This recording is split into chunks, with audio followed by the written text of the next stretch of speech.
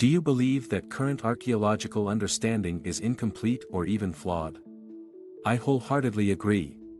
Conventional beliefs are that, 1. Humans, Homo sapiens sapiens, are a result of natural evolution, and 2. The evolution of civilizations is a continuous process, with our current state of civilization being the most advanced. We were initially hunter-gatherers in the Paleolithic era and started agriculture in the Neolithic era, before transitioning through the Bronze and Iron Ages into modern civilization.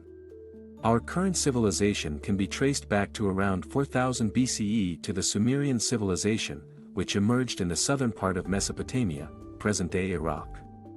The Sumerians developed a complex system of writing, mathematics, astronomy, agriculture, architecture, and religion, as well as an early form of government and social hierarchy spontaneously. Doesn't this seem strange to you?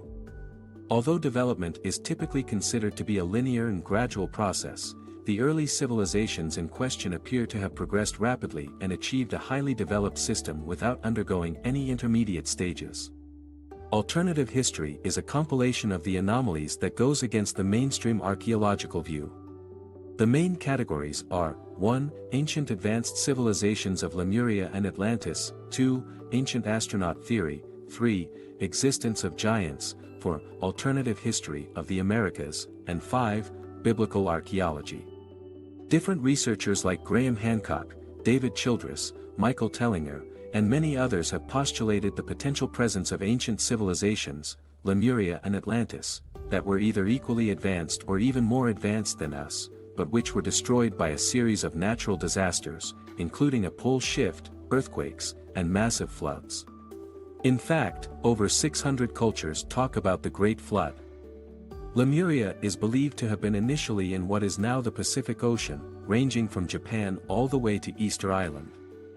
Atlantis is believed to have been initially in what is now the Atlantic Ocean, though the Rick-Hat structure is now one of the proposed locations of the destroyed civilization.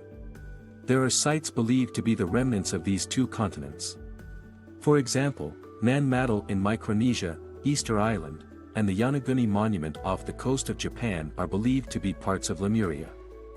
The Bimini Road, a linear formation of large stones located off the coast of Bimini in the Bahamas, and the Cuban underwater city discovered in 2000 are believed to be part of Atlantis. In Hindu mythology and folklore, there is a mythical ancient civilization known as the Lost City of Dwarka. It is believed to have been a prosperous city and capital of the ancient kingdom of Lord Krishna, one of the most revered deities in Hinduism. The city is said to have been built on the banks of the Gomathi River and was believed to be highly advanced in terms of technology and architecture. According to Hindu mythology, the city was submerged into the sea due to a curse. So, it is interesting that in 2001, a team of Indian oceanographers discovered a series of underwater structures off the coast of Gujarat in western India. The structures include a 9 km long wall and a series of rectangular and circular features that are believed to be man-made. These structures are estimated to be more than 9,000 years old, which would make them much older than many other known ancient civilizations. For example, Pumapunka, an ancient complex in Bolivia, features intricate stonework and precise cuts that some claim could only have been created with advanced technology.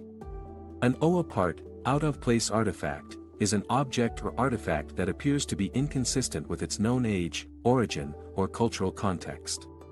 Typically, they suggest the presence of technology far superior to anything else known to have existed at the time, or the existence of humans at a time when they are not yet known to have existed. One famous Oa part is the Antikythera mechanism, a Greek analog computer from the 1st century BC. The ancient astronaut theory suggests that humans may have come about through gene manipulation by extraterrestrial visitors, who have played a role in providing teachings and influencing the course of major civilizations in Sumer, Egypt, India, China, and Mesoamerica, as well as smaller tribes. Erich von Daniken was one of the first to popularize this idea. Pyramidal-shaped structures were widespread in ancient civilizations all over the world. The precision and complexity of these structures suggest evidence of advanced technology beyond the capabilities of ancient humans. Experiments on pyramids or pyramid-like structures have found that they can sharpen razors, prevent decomposition, and boost the immune system. Another theory of their use is for initiation purposes and consciousness development. Some believe that pyramids were built on Earth grids to create a free and pollution-free power source for our ancestors. Traditional models of laborers toiling for many years using primitive tools like ramps and ropes sound less and less believable. The ancients may have had advanced technology such as the ability to use sound to levitate these stones and the chemical means to soften and shape them at will. As many of these pyramids are built of stones, carbon-14 dating, which can only be done for dating organic substances, is an ineffective tool for gauging their true age. Some researchers have claimed that many of the pyramids are far older than claimed by mainstream archaeologists. Similarly, the signs of water erosion on the body of the Sphinx suggest that the Sphinx is far older than conventionally believed. In ancient times, prehistoric people created art through different means. A geoglyph is a kind of land or rock art where a large design is produced on the ground or a slope. A petroglyph is done by removing part of a rock surface, usually through carving or incising. Pictographs, on the other hand, are usually done just on the surface coating of a rock using a variety of pigments. The Nazca lines are a series of ancient geoglyphs in the Nazca Desert of Peru that are best viewed from the air. Some petroglyphs and pictographs denote hybrid human-animal beings, spirit-like beings, or even beings that look like aliens. Megalithic sites are found all over the world. The term megaliths means great stones and is derived from the Greek megas, great, and lithos, stone. They denote large stone structures or groups of standing stones. Megaliths are typically divided into two categories, menhir and dolmens. Menhir refers to a single stone, alignments of stones, and stone circles, while the dolmen category can include dolmens, passage graves, cairns, and long barrows. Conventional scholars believe that megaliths were built for religious purposes and burial sites and possibly astronomical observatories. But do these conventional reasons make sense? After all, these stones often weigh many tons, and the building materials are often not found in the immediate surroundings of the land. I believe these standing stones were used for their healing powers. The standing stones often have an energetic component to them, as they are often situated at crisscrossing ley lines. I talked about this in a previous video, Earth Mysteries, and I have attached the link to the top right-hand corner of this video if you want to check it out. Diseased people climbed through hold stones hoping for a cure. Women hugged these stones for fertility. Sick babies were passed through the hole against the sun. These megalithic structures are also often associated with the fairy folk, as well as gathering places for witches. Could these megalithic sites also be portals to other dimensions, dimension in which fairy folk and other creatures exist? Who built these structures? The folklores usually reinforce the hypothesis that these structures were built and used by giants. Stories of giants have existed from time immemorial. There is anecdotal, written, and physical evidence that giants may have existed in the past, and some people claim they still exist in remote parts of the Solomon Islands. In Genesis 6 verse 4, it is written, "There were giants, Nephilim, on the earth in those days, and also afterward, when the sons of God came into the daughters of men and they bore children to them. Those were the mighty men who were of old, men of renown." The Book of Enoch also mentions how fallen angels, which the ancient astronaut theorists have interpreted as possible extraterrestrials, decided to take human women as sexual partners, and the children born from these interactions were hybrids gigantic in size, which we call the race of Nephilim. It is further believed that the Great Flood was part of a plan to destroy these giant hybrids, but the fact that there were still stories of giants existing post-flood indicates that the flood did not wipe all of them out. In the book, The Ancient Giants Who Ruled America, by Richard Deworst, he scoured newspaper articles of archaeological digs into Indian mounds and discovered giant skeletons that averaged around 7 to 10 feet tall, as well as artifacts that belong to this group of people that predate the Native Americans. Unfortunately, many of these skeletons, discovered in the late 1800s to early 1900s, have all been lost, specifically to the Smithsonian Museum, which seems to have deliberately covered up the evidence. For the purposes of paranormal travel, what I am interested in is visiting sites and artifacts around the world that provide evidence that there is more to what mainstream archaeologists are telling us. If that sounds exciting to you and is something you are interested in as well, please feel free to like, share, and subscribe to my channel so as not to miss any new information coming out. One alternative theory about the history of the American continent is the pre-Clovis theory, which challenges the widely accepted Clovis first idea.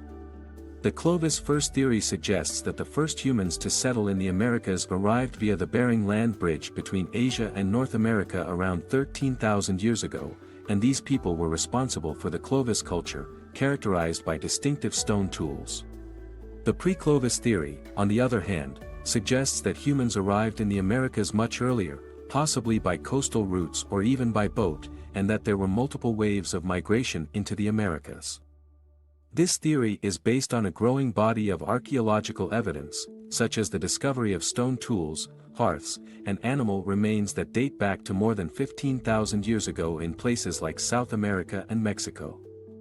Supporters of the pre-Clovis theory argue that it is possible that the Clovis culture was not the first culture in the Americas, and that there may have been other, earlier cultures that have not yet been discovered. Aztlan is a mythical place in Aztec mythology that is believed to be the ancestral home of the Aztec people. According to legend, the Aztecs migrated from Aztlan to central Mexico, where they founded their capital city, Tenochtitlan. The story goes that Aztlan was a lush and fertile land located to the north of modern-day Mexico. People were living in harmony and prosperity until a great disaster befell Aztlan, causing its inhabitants to flee. The Aztecs believed that they were the descendants of the survivors of this disaster, and that they were destined to seek out a new home where they could rebuild their civilization. Led by their god Huitzilopochtli, they journeyed southward in search of a new land. After many years of wandering, the Aztecs arrived in the Valley of Mexico, where they saw an eagle perched on a cactus, holding a snake in its beak. They took this as a sign from their god that they had found their new home, and they founded their capital city of Tenochtitlan on the site. But what if Aztlan was not a mythical construct, but really existed? I believe I can tell you exactly where I think it is, and that artifacts of that time are still being unearthed that suggest that the people of that time have interactions with extraterrestrials. I will cover this in a subsequent video, so stay tuned for that as well. Biblical archaeology is a field of research that seeks to investigate and study the historical and cultural context of the Bible and other ancient religious texts. My interest was in whether some of the more noteworthy events depicted in the Bible happened in the way described. For example, were Jesus Christ and Mary Magdalene real historical people? Was the Bible accurate in portraying them for who they were? One of the most well-known stories in the Bible is the tale of Noah's Arkansas. According to the story, Noah was warned of a great deluge that was to come, and with the assistance of angelic beings known as the Watchers, he built a large ark and brought a pair of every animal on board. The ark finally came to rest on the mountains of Ararat after the flood waters receded. Over the years, many claims have been made of the discovery of the remains of Noah's ark, including at Mount Ararat in Turkey, the Durupınar site in Turkey, and Mount Judy in Iraq. If these ark remains are real, it will mean that the flood happened, and will lend credence to this story in the Bible. The Ark of the Covenant is believed by some to be a golden chest that contained the 10 Commandments given to Moses by God. It is also said to possess supernatural powers, including the ability to communicate with God, to kill those who come in touch with it, and to destroy city walls. The popular theory regarding its current location is that it is housed in St. Mary of Zion in Aksum, Ethiopia. The lost years of Jesus refer to the period of Jesus' life between his childhood and his appearance as an adult in the Bible. There are speculations that Jesus might have traveled to other parts of the world, such as India and Tibet, where he might have learned spiritual practices and teachings from other cultures. There is also a theory that suggests that the person who was crucified was not Jesus, but his brother, and that the real Jesus made his way to Japan. In the south of France, there is allusion to the fact that Mary Magdalene made her way there after Jesus' crucifixion. Could she really be wife of Jesus, and that they left behind offspring who became the holy bloodline of many European royal families, as depicted in Dan Brown's novel, The Da Vinci Code? If you have come to the end of this video, thanks so much for watching. Here are some other videos relating to alternative history that you would probably be interested in.